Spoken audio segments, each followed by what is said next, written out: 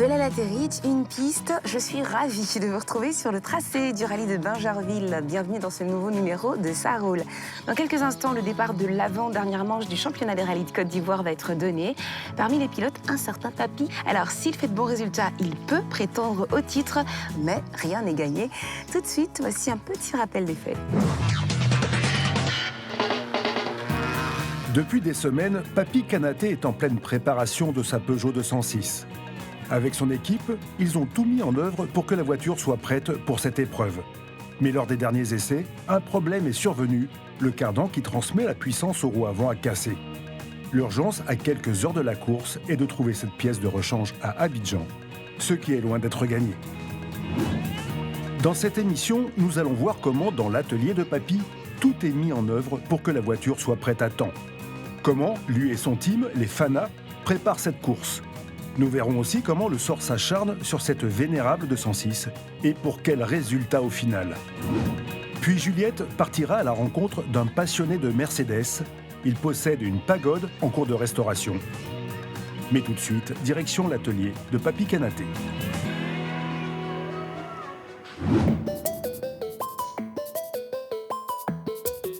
Dans l'atelier, l'équipe est anxieuse car les essais qualificatifs se déroulent à une cinquantaine de kilomètres dès demain matin. La 206 doit être remontée, essayée et fiabilisée. Tout le monde est dans l'attente de ce fameux cardan, en espérant qu'il s'adapte bien à ce modèle de voiture.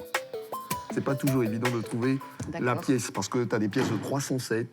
T'as même un ventilateur, il paraît, de 407. Voilà, c'est un vrai clone, en fait, tu vois. Et surprise, quand on parle du loup, on voit ça que. Non.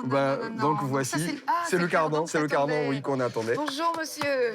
C'est monsieur Moumouni. Moumouni. Oui, yes. Moumouni. Qui est un ami de longue date. Et donc, c'est lui donc qui. c'est Moumouni qui va chercher. Voilà, c'est Moumouni qui part sur le terrain, le underground. Sur les pistes cassantes du rallye, amortisseurs et cardans vont être mis à rude épreuve. La réparation effectuée aujourd'hui revêt donc une importance capitale pour la course de demain. Et dans cet atelier, la personne sur qui tout repose, c'est lui, Monsieur Traoré.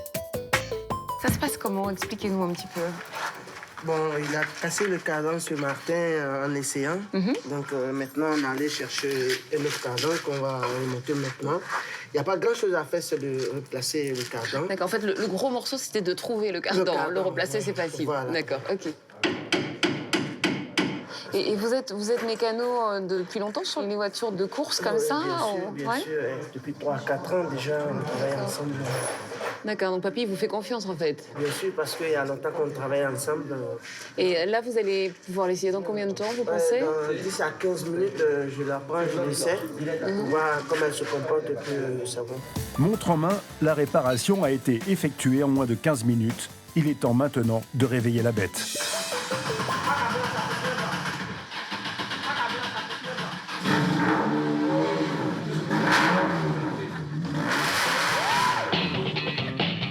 Voilà, ça c'est un vrai prix de moteur. Good job. Merci. Tu viens avec moi? Non, c'est bon, merci. Ok.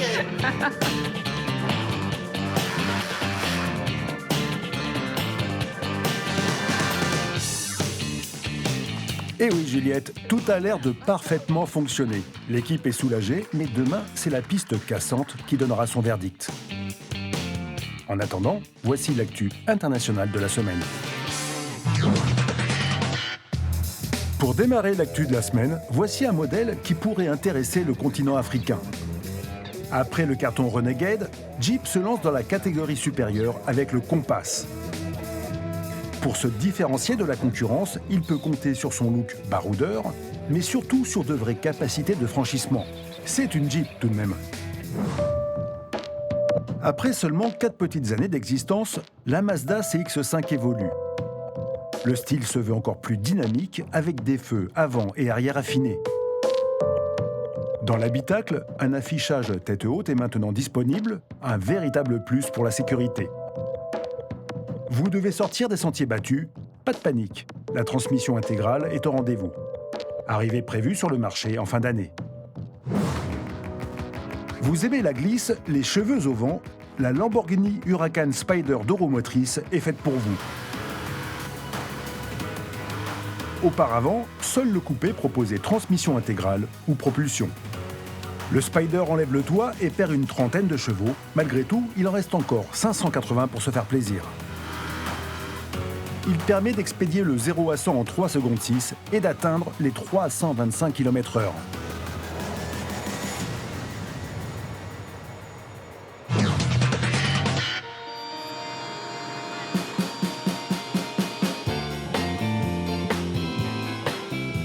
La nuit est tombée sur Abidjan, je pense que c'est là. De toute façon, avec une voiture comme ça peut être qu'ici. Ici se déroule le briefing de veille de course de Papy et de toute sa team. Et on va voir comment ça se passe.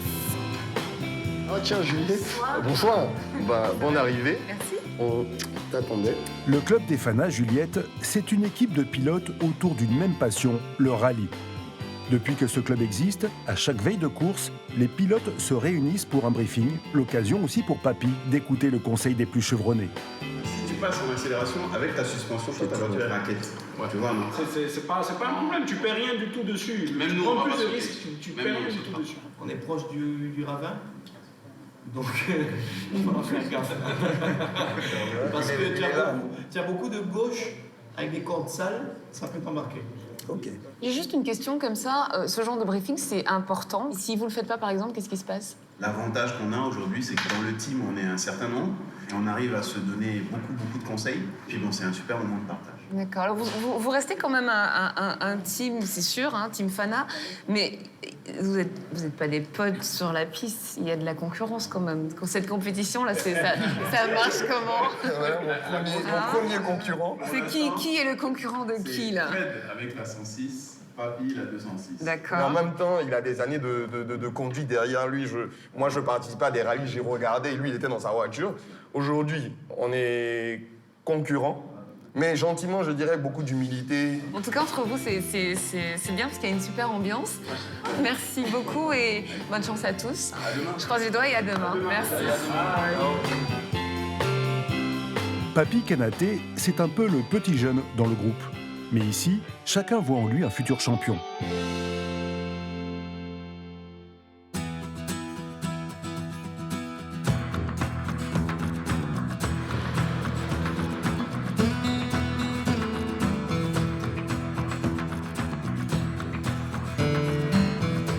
Le matin vient de se lever sur Bingerville. Et déjà, les premiers concurrents arrivent pour cette avant-dernière manche des rallyes de Côte d'Ivoire.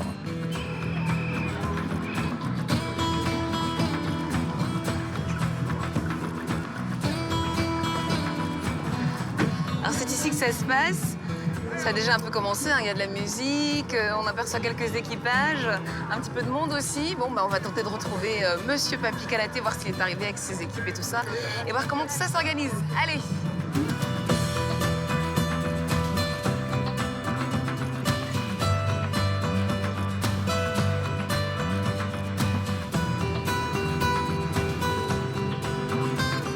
« 10h du matin, les concurrents qui participent au rallye ont tous passé le contrôle technique et les premiers essais ont démarré.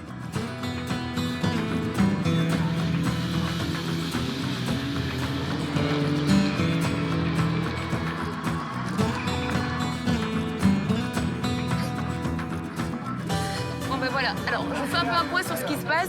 J'ai toujours pas trouvé Papy, il s'est mis à pleuvoir et j'espère pour lui qu'il n'est pas bloqué quelque part avec un problème encore avec sa voiture. C'est un peu ça aussi le rallye, on sait jamais ce qui peut se passer, il faut s'attendre à tout et à n'importe quoi.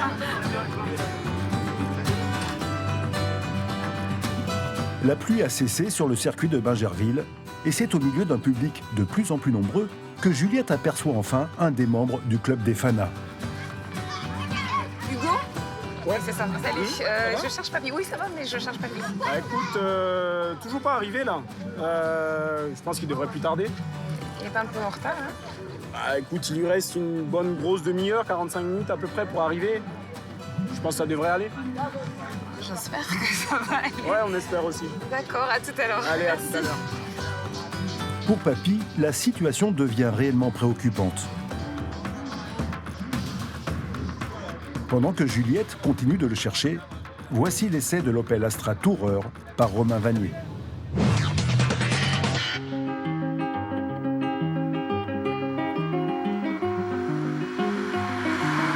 Bonjour à tous, merci de nous retrouver ici au Portugal, dans la région de Porto. Contrairement à la berline, plus compacte que sa devancière, le break Sport Tourer s'allonge encore de quelques millimètres pour mesurer au total 4,70 m, soit 33 cm de plus que la 5 portes.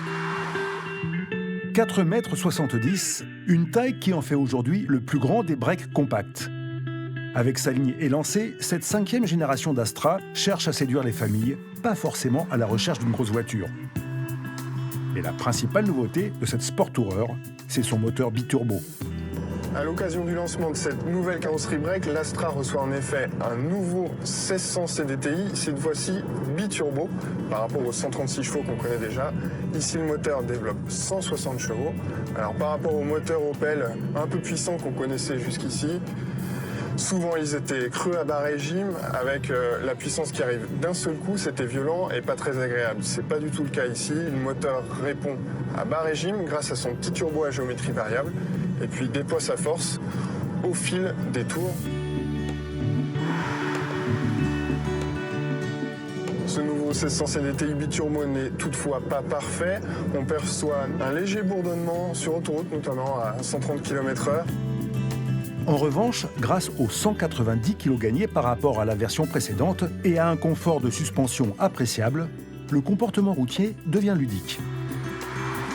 Et globalement, ce break devient plus facile à vivre.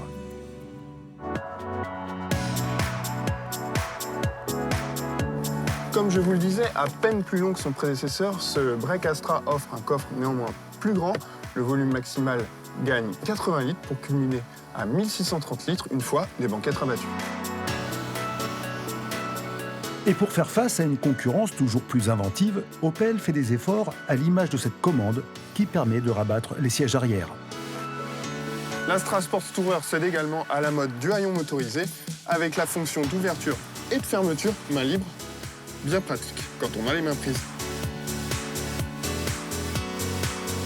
Voilà, vous en savez déjà un peu plus sur cette Astra Sport Tourer. Allez, ciao!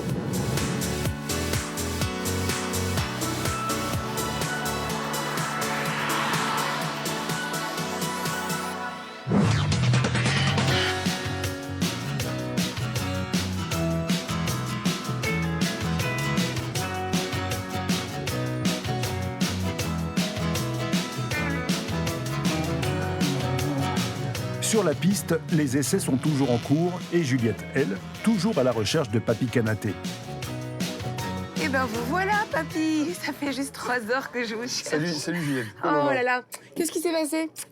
C'est quoi ce retard? Parce qu'on est parti d'une histoire de cardan qui, a priori, avait été démarré. Et je sais On a pas. vu votre voiture démarrer. Qu'est-ce qui s'est Tout à passé? fait. Ce matin, juste avant de venir, Oui. je fais un dernier essai et je me rends compte que la 3e ne passe pas.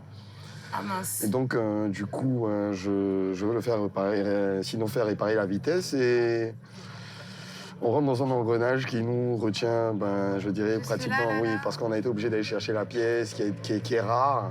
Et donc, ça a été très, très éprouvant. D'accord. On est là, c'est l'essentiel. Maintenant, je dirais que le gâteau, sinon la cerise sur le gâteau, ça sera de bien terminer, quoi.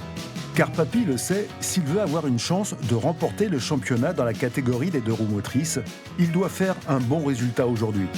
Est-ce que vous êtes inquiet pour la suite? Honnêtement, non. Non? Non, dans le sens où je pense que le pire est passé. Non. On sera là en tout cas et on croise les doigts. À tout à l'heure, papy.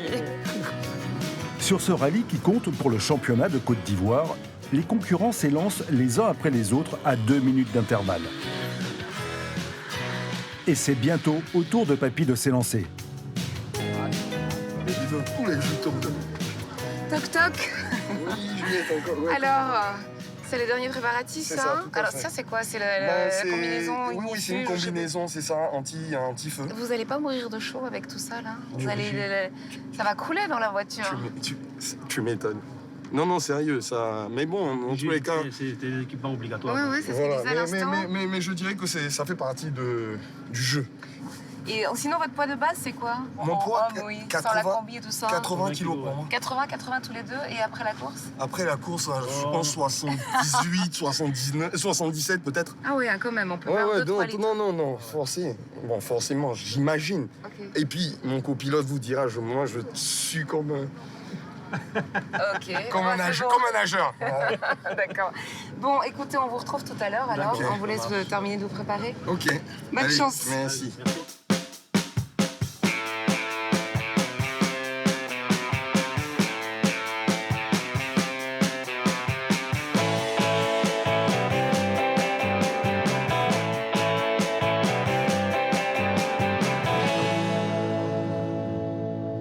Papy, on te dit à tout à l'heure.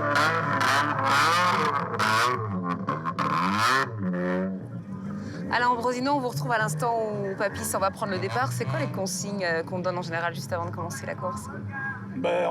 On leur dit de croiser les doigts et que tout se passe bien. On espère, non, mais blague à part, on espère que, bien entendu, tout se passera bien. On n'aura pas de soucis, ni mécanique, ni autre, sortie de route ou autre.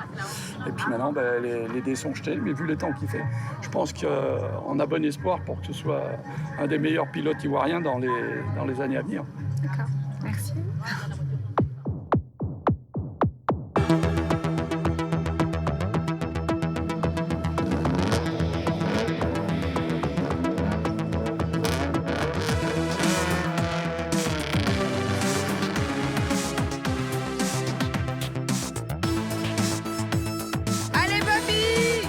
Pour le public et le spectacle, la spéciale chronométrée débute sur un circuit tracé pour l'occasion. Les pilotes s'engagent ensuite sur des pistes où les vitesses approchent les 200 km/h, une véritable torture pour les mécaniques.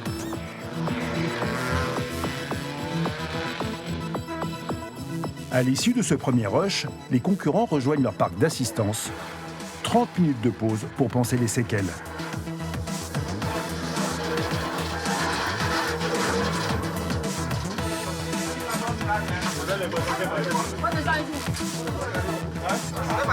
À bout? Ouais, les disais. Ça va? Ça va? Ouais, ça va. Ça a été? Dur.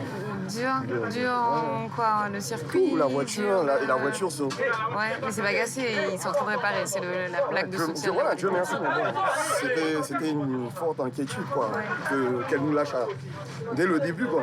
Dès la première spéciale, je sais pas, les 200 premiers mètres, elle est tombée.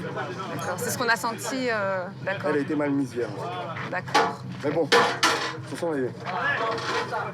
les aléas. Là, tu as combien de temps pour réparer, là? Une demi-heure. Une demi-heure? D'accord. Ça va aller? Ouais. À tout à l'heure. Vous avez vu tout ce qu'on a fait, là? On est là encore. Ça ne peut qu'aller.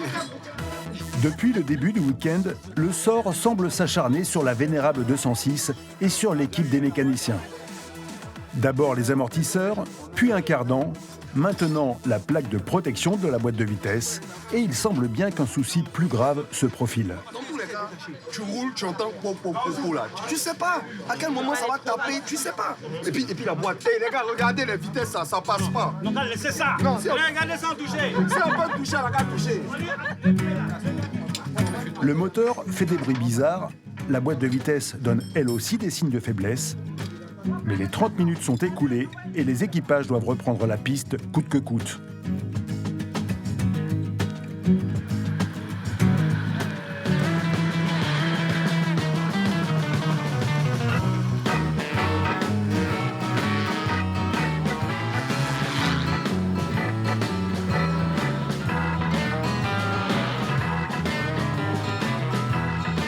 Après plus de 6 heures de course, 10 spéciales chronométrées et toute une série de galères, Papy finit quand même 7e du classement général et 4e des deux roues motrices. Mais récompense ultime, sa famille est là pour l'accueillir. Papa, t'as gagné. Merci, chérie. C'est ce que je pense aussi. Papa, il a gagné ou il n'a pas gagné? Il a gagné. D'accord. Il a gagné quoi? Il a gagné le trophée. Avec un signe comme ça, quand tu gagnes pas, t'as gagné. Qu'est-ce que ça va être quand tu vas gagner? En fait, je lui ai expliqué que dans la vie, il y a des... Il y a des combats, ou il y a des compétitions, ou même la victoire, là, le premier, là, ça ne vaut pas ce que tu ressens. Là, le premier, il ressent pas ce que je ressens. C'est tue, la vie, ça tue. Wow.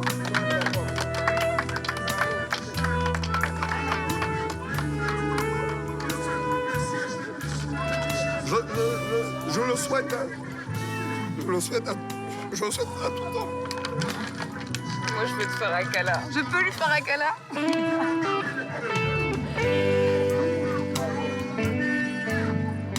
Bravo, on l'applaudit, on peut applaudir papa, non? Yes. Une journée pleine d'émotions se termine pour Papy, avec l'espoir de pouvoir encore décrocher un titre. Mais tout de suite, un peu d'humour avec les perles du net. Les meilleures voitures du monde, tout alignées, 400 mètres en départ arrêté à parcourir, pied au plancher. Eh bien, qui remporte la course? Santé, hein? Chaque année, le concours est lancé sur la toile. Alors, qui est le grand vainqueur parmi tous ces bolides de rêve? Bah, ça a l'air de rigoler, au moins, hein? Eh bien, c'est l'Audi R8 V10 Plus. On va voir ça sur ces images. Voilà, c'est la petite rouge, là. S'ensuit la McLaren 770S. Et loin derrière, la Nissan GT-R Premium. Les conducteurs du dimanche qui ont ce genre de voiture se marrent bien. C'est vrai, oui, c'est vrai que sur la route, quand une envie pressante arrive, certains conducteurs en oublient certains gestes pourtant essentiels, comme mettre son frein à main. Parce que pendant que vous vous soulagez, eh bien votre voiture, elle peut se faire la malle. Nous, ça nous fait une bonne vidéo à regarder, mais forcément pour vous, c'est moins sympa. Vu comment en plus il fait froid.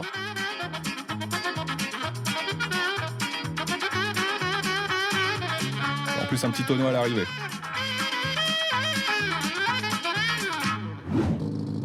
Les amateurs de jeux vidéo et de sport auto connaissent forcément Gran Turismo. Eh bien, des fans ont recréé l'univers du jeu uniquement avec des voitures télécommandées et un habillage conforme à la série. C'est comme si on regardait le replay d'une course, sauf que là, on ne peut pas l'enregistrer.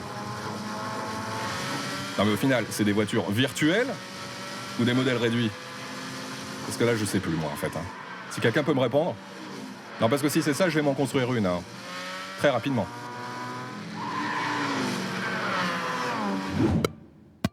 On termine sur ces belles images. Non, ce n'est pas les illuminations de Noël, mais bien les embouteillages à Los Angeles. Une véritable œuvre d'art. Pas sûr que les conducteurs pensent la même chose, et on les comprend.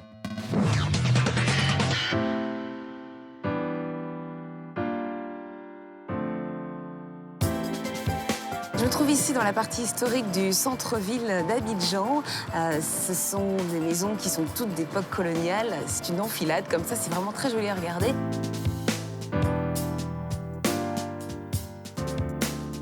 Michel, je suppose. C'est Michel. Bonjour Juliette. Bonjour, très heureuse de vous rencontrer. Ravi de vous accueillir ici. Alors, on est devant une Mercedes Pagode. Oui, il y a eu la 230, il y a eu la 250 et il y a eu la 280. Celle-là, la 250, bon, elle a l'avantage d'être unique en Côte d'Ivoire, mais c'est pas la meilleure de la série. Pourquoi vous l'avez choisie? C'était une opportunité? Parce que c'était une opportunité, tout simplement. Tout simplement. C'est magnifique cette ligne-là, c'est très joli, très fin. Cette voiture a été dessinée par un ingénieur français, Monsieur Braque. Donc c'est une Allemande qui a une French touch. Voilà. C'est vrai que cette ligne a fait le succès de ce véhicule. Surtout dans sa version coupée, où le toit rigide incurvé façon pagode a donné le nom à cette voiture. Mais celle-ci est un cabriolet. J'ai eu le désagrément un jour où je l'ai décapotée de ne pas pouvoir la recapoter. Donc je suis prêt vraiment à faire beaucoup de sacrifices, mais peut-être que celui-là, non. D'accord, donc pas de décapotable pour toi, Juliette, ce soir.